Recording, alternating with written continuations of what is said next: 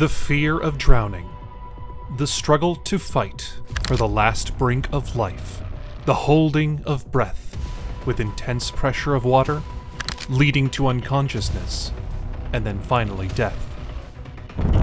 This is the tragic breakdown of the Mossdale caving incident. In the Yorkshire Dales, there is a faded memorial in a quiet and overgrown churchyard in an out-of-the-way, picturesque corner of the Dales. The memorial bears the names of 6 young friends who died 56 years ago in the most horrific and tragic way imaginable. The enormous stone with such a moving inscription, however, is not a cemetery. But what really happened over there in June 1967? The Yorkshire Dales witnessed an extended period of dry weather in June 1967. With little chance of flooding, it was ideal for experienced potholers. Saturday, June 24th was another lovely summer day for the 10-man caving team, which included members of 2 caving groups, the Happy Wanderers and the Bradford Pothole Club, as well as 1 extra. The group, which was led by experienced potholer Dave Adamson, entered Mossdale Caverns on Coniston Moor, 4 miles north of Grassington at lunchtime. Mossdale caves are classified as super severe by the caving world, with Mossdale being known as Britain's most demanding and dangerous cave. Mossdale Caverns are essentially a geological freak of nature, and are really 2 caves in one. Entered through a narrow crevice, the many inaccessible passages of Mossdale descend and wind for almost 7 miles underground, and are often only inches in height. The majority of the water that pours into the cave disappears near its entrance, disappearing into the impenetrable rocks, only to emerge 5 miles downstream, more than 900 feet below, at a pool known as Black Keld, near the river wharf. The unknown cave and passageway between the 2 places must be one of the deepest, longest, and most mysterious in Britain. Discovering this missing link has become an obsession for some, similar to finding the fabled Lost Ark. Meanwhile, the group of 10 entered the small passageways of Mossdale Caverns on the rugged slopes of Coniston Moor. 4 members of the Happy Wanderers successfully withdrew after electing to do a shorter trek lasting only a few hours. However, the remaining 6 ventured further into the small passageways. And this was the time when things started to change. It was 5 p.m. when the 4 team members emerged. There was a light drizzle in the air now. 3 of the 4 made their way back to Ingleton. Morag Forbes, who was engaged to Dave Adamson at the time, took refuge in a neighboring barn. She decided to inspect the entrance to the caverns when the rain got heavy. More than an inch of rain had dropped in 3 hours on the dry, compacted terrain, and Mossdale Beck was swiftly rising. The pelting rain outside had quickly turned into a full-fledged storm, unnoticed to the 6 cavers who remained underneath. Mossdale Beck suddenly became a raging torrent, swallowing the cave opening and flooding the corridor. By 9 p.m., a lake of dark, swirling water had engulfed the cave entrance. In the days before mobile phones, Morag knew she needed to fetch help and ran desperately through the heavy rain for 2 miles to Yarnbury Farm, where the farmer Mr. Riley phoned the police. By 11:10 p.m., the rescue effect had started in earnest. Although the Upper Wharfdale Fell Rescue Team had previously been deployed in cave rescues, it was far from their specialty. Furthermore, the super severe Mossdale Cavern was unmapped, and there was no previous rescue blueprint. The 2 leaders, Len Huff and Des Birch, recognized that even attempting a rescue without assistance would be beyond their capabilities. They acted rapidly, notifying larger cave rescue organizations. Within a few minutes, phones began to ring in the many cavern pubs scattered around the Dales. 2 of the 4 people who had just left the caverns were drinking at the Martin Arms near Ingleton, blissfully unaware of the rising floods on the hill. They assembled their still damp cave equipment and rushed back to the cavern's entrance. Cavers from Yorkshire, Lancashire, Cheshire, and Derbyshire also assisted in the rescue, driving through heavy rain to Coniston Moor. When the teams arrived at the entrance to the caverns, the scene that greeted them was a truly horrific one. Mossdale was effectively now a lake, the cave completely submerged. Many of the rescuers felt helpless. What could possibly be done in such biblical rain, and in such dangerous, muddy conditions? This situation was unprecedented and seemed a hopeless one. Then, out of the gloom and driving rain, the headlights and grumble from a convoy of fire engines, mechanical diggers, and tractors could be heard grinding their way up the hill. The sight on Coniston Moor recalled the battlefields of Flanders as the first rays of light dawned on the morning of July 25, 1967. Hundreds of volunteers worked tirelessly to create a diversion ditch 6 feet wide, 10 feet deep, and nearly 100 yards long. Most used only their bare hands. The teams also competed to build a temporary dam 10 feet high, 15 feet thick, and 70 yards long out of scrap materials. Despite the addition of 10,000 sandbags, the dam was unstable and appeared to slide alarmingly. However, those who attempted to make it in just one morning thought it was a miracle. It had been a race against time, but had it all been in vain? Would the dam hold? Would the water levels fall? And, even if they did, would it be too late? Among those bravely risking their own lives in an attempt to rescue the cavers was Jim Eyre, then 41, and among the most admired cavers in Britain. In fact, Dave Adamson had asked Jim to join their expedition just 7 days before the tragedy. Although Jim Eyre was a courageous caver, prepared for the most difficult challenges, he had always flinched at the thought of entering Mossdale Caverns. Now stood at the entrance to the caves, Jim worried about the inexperience of the young cavers, both those inside and those outside preparing the rescue attempt. As he prepared to enter the flooded tunnel, the words of careless confidence voiced by several of his younger colleagues resonated in his head. Mossdale insanity, Russian roulette with nature. Jim was about to lead the main squad into the dark unknown, exhausted from digging and piling sandbags all night.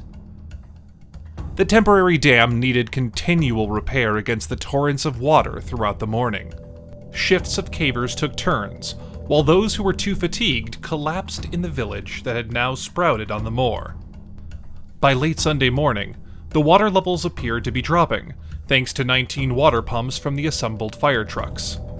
It was now Jim Eyre's turn to take the sleep-deprived crew of volunteers down to the depths of the water-filled cave.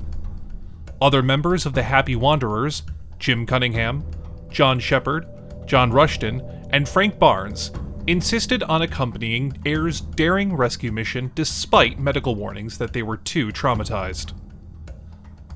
The mission inside the cavern included establishing a telephone link via a long cable. However, this proved problematic due to floating flood debris, the foaming and swirling cold water, and of course, the intense darkness.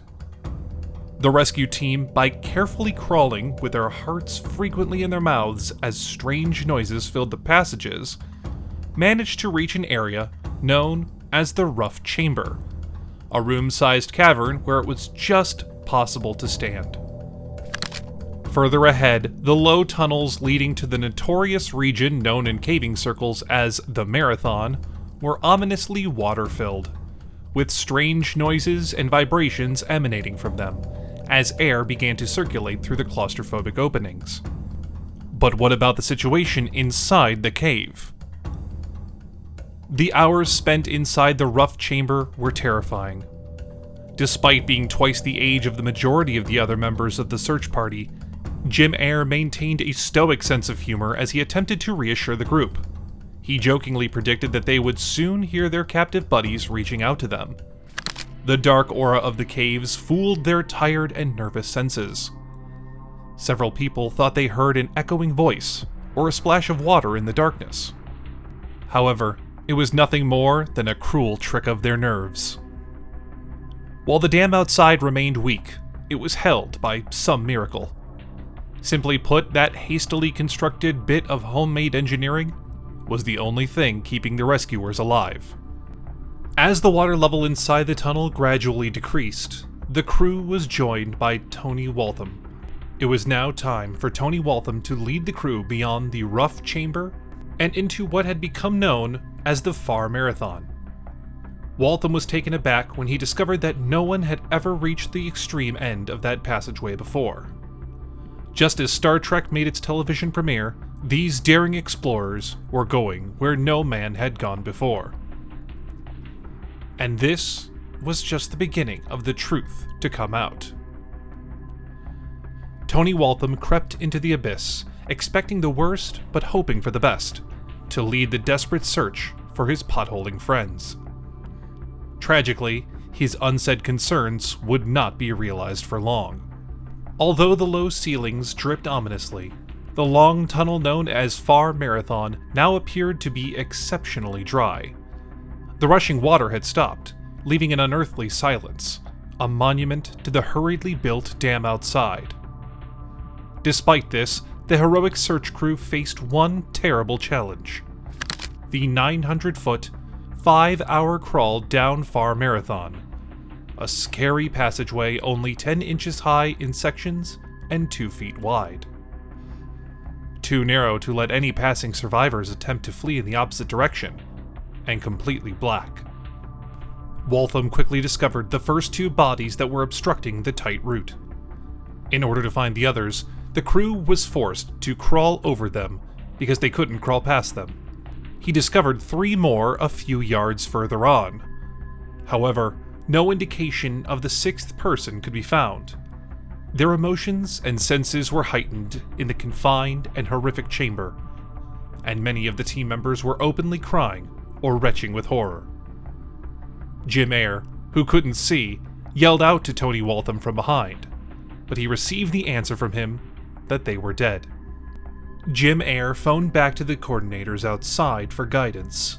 "Speed everyone out, now," came the answer. The situation was worsening. The temporary dam was now visibly trembling against the weight of the water. Twice it collapsed completely. Cavers stood in the stream of freezing water and bravely formed human barriers throughout the night, in a desperate attempt to divert the water away from the cave entrance.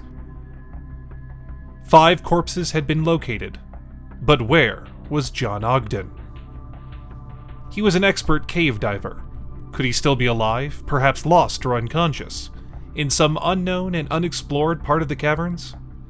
The rescuers returned safely, but they were unable to bring the bodies of their companions with them, nor were they willing to abandon their search for John Ogden. It was time to call caving legend Bob Leakey, the man who had found the caves 26 years before. Bob Leakey, now 53, had sketched the tunnels and passageways many years before, and he led the next rescue effort to a location beyond the 5 bodies where he believed Ogden could have survived. Unfortunately, with the dam being unstable again and additional rain falling, Leakey was compelled to retreat as well. It was his last caving adventure. Search crews entered the caverns again on Monday night and Tuesday morning. Meanwhile, Mossdale had made international headlines. On Coniston Moor, ghoulish tourists had joined the rescuers and TV news camera crews. It seemed unlikely that John Ogden would still be alive.